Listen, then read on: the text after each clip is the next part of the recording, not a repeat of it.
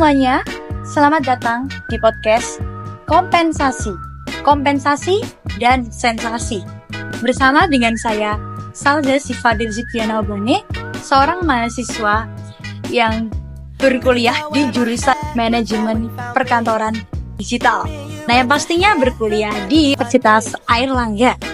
Nah, tentunya kali ini kita bakal bahas tentang topik yaitu berita hoax kompensasi Pertamina senilai 1,5 juta yang mengatasnamakan LBH Jakarta. Sini tentunya saya nggak akan sendirian karena akan ada dua narasumber yang menemani kita pada podcast hari ini, yaitu dari jurusan yang sama seperti saya, yaitu Cahyo dan Mariska. Halo. Oke, tanpa mengulur-ulur waktu, langsung saja ke pertanyaan yang pertama. Nah, kita langsung saja berdiskusi pada narasumber pertama kita, yaitu Cahyo. Nah, mengenai tentang berita hoax, adanya link yang menyebar, yaitu tentang kompensasi Pertamina senilai 1,5 juta yang mengatasnamakan LBH Jakarta.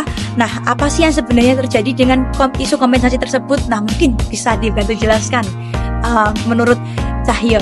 Nah, jadi begini, kemarin tuh sempat ada kayak pesan di media sosial yang lagi rame, yaitu dimana Pertamina itu mengklaim bahwa dia memberikan kompensasi kepada masyarakat sebesar 1,5 juta kepada masyarakat yang berdampak karena adanya korupsi BBM yang adanya oplosan Pertamax itu yang aku tahu. Oke, nah berarti nih berita tersebut tuh bukan dari LBH atau Pertamina ya?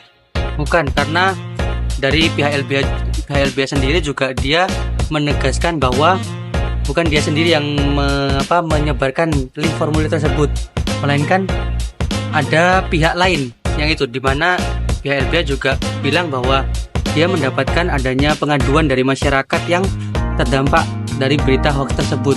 Nah, pihak LBH juga dia menegaskan bahwa dia tidak terlibat dari adanya pesan di media sosial yang mengatasnamakan pihak LBH dan Pertamina itu.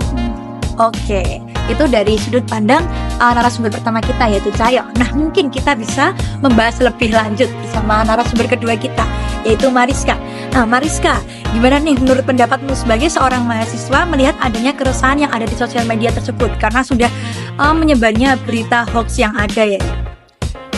Iya sih, dari berita yang udah aku baca-baca ini ya, dari berita yang tersebar juga, itu memang kalau dari linknya sendiri itu tuh mencantumkan logo Pertamina dan juga mengatasnamakan LBH Jakarta. Jadi itu terkesan terkesan resmi gitu loh. Jadi terkesan itu memang benar-benar dari instansi terkait, padahal kan itu tuh hoax gitu.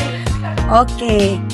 Jadi menyebarnya berita itu termasuk dibilang-bilang tuh awalnya dikirain pada percaya, ternyata termasuk hoax ya. Yeah. Nah, mungkin nih apa yang buat banyak orang percaya adanya informasi tersebut?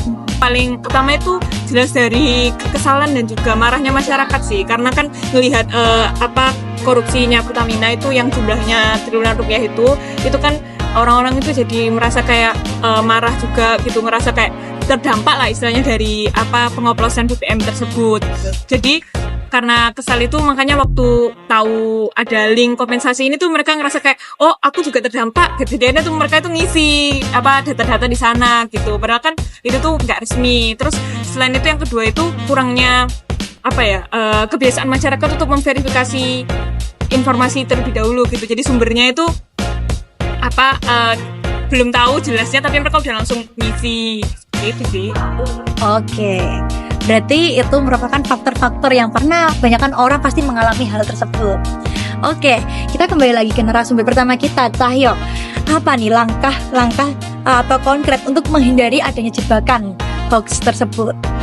Nah, mungkin langkah yang pertama dari aku, mungkin kalau misal ada berita seperti itu, kita pastikan dulu ke situs resminya, itu siapa yang membagikan. Jadi misal ada berita tentang kompensasi tadi, nah yang menyebar tuh Pertamina dan LBH. Nah, kita harus juga memastikan ke media sosialnya, kita itu ke situs resminya, apakah mereka benar yang menyebarkan berita tersebut. Terus langkah yang kedua, kita jangan sembarangan untuk mengklik link yang mencurigakan atau tautan yang mencurigakan, karena karena bisa itu kayak merugikan kita sendiri. Misal link tersebut meminta data pribadi kita, contohnya nama lengkap, nomor telepon, atau nomor rekening bank kita. Jadi bisa kita hindari. Terus yang ketiga, jika ada pesan yang seperti yang mencurigakan, kita bisa melaporkan ke pihak yang berwenang agar tidak semakin banyak korban yang terdampak dari berita hoax tersebut gitu. Oke, jadi kurang lebih seperti itu ya. Iya. Nah, mungkin bagi yang melihat nih bisa nih diterapkan apa yang dijelaskan oleh Cahyo tadi. Nah, oke.